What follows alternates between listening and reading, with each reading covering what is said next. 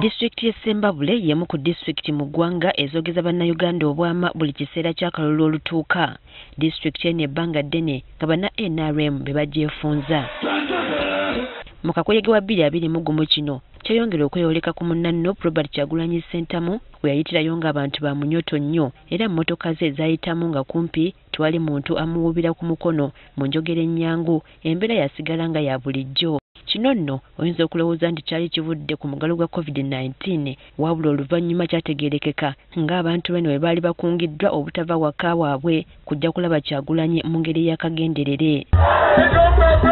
Kyokka oyinza okugamba nti Bannassembabule yabagambwa ku olwo baabyerabira anti olunaku lw'eggulo Kyagulanyi we yabadde mu disitulikiti eno ng'awenja obuwagizi ekibanyi kyabuze okugwa n'amenvu olw'abantu ababadde bamulindiridde.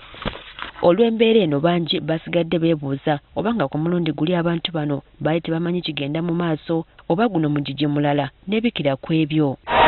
Tubuuzizza bannannogu mu kitundu kino ku ebyo ebyabaddewo olunaku lw'eggulo nabo nga babula ate okubibuuza ffe. Bannange Bannassembabule tubeebaza olw'essanyu n'enteekateeka ennungi gye mwakoze okwaniza pulezidenti waffe mu kitundu kyaffe ky'e Ssembabule. Ate era ne tubeebaza abasecurity okukuuma eddembe. Omanyi mu kalulu ka 2021 balemesa pulezidenti waffe okwogera naffe ne batukuba tiyagaasi ne tutafuna mukisa kuba nga tumulaga essanyu lye tulina.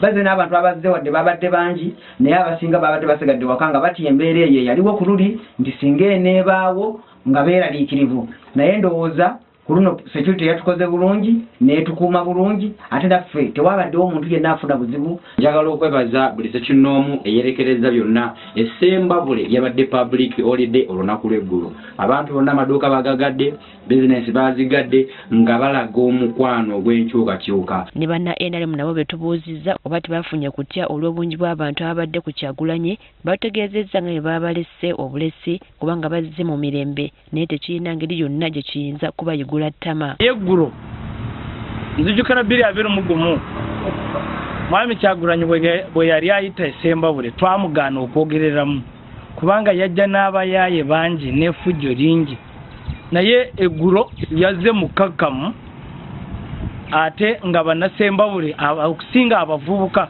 bo bazze kulaba kwaniriza muyimbi waabwe.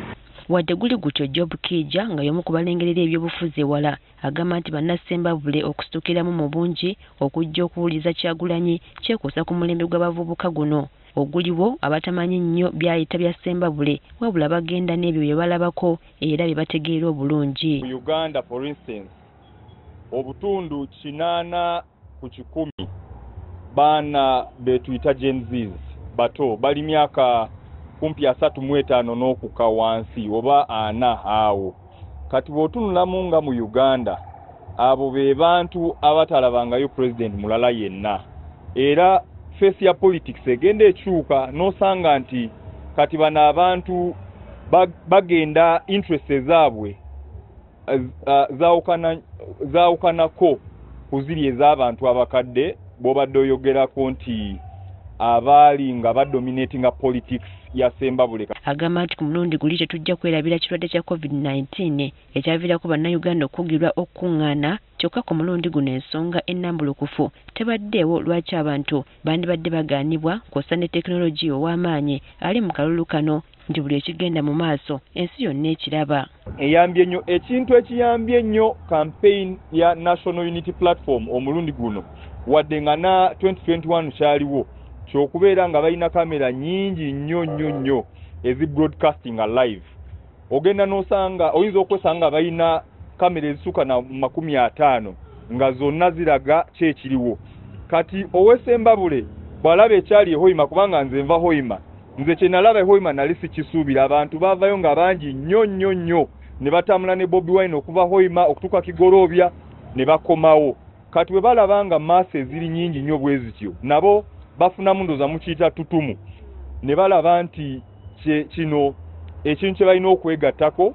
N'engeri ekibiina ki Nuupu gye kyeteekerateekeramu kakuyege waakyo ku mulundi guno byanjawulomu okuviira ddala ku ngeri abantu gye bakungibwamu okuŋŋaana n'okukuuma emirembe newankubadde abakuumaddembe bazzi balabwako nga babasoomooza.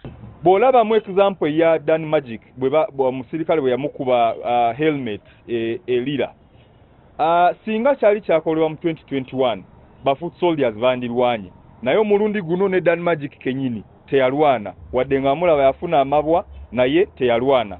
Kati ndaba nti aba National Unity Platform balabika bagenze nabo nga bamachuwaringa mu kintu kino. Wabula tetuyinza kwerabira butya NRM bweyinza kukosebwa ng'eraba nga district mwe badde erina amaanyi ate ab'oludda oluvuganya balinga abagala okuzibasuuza.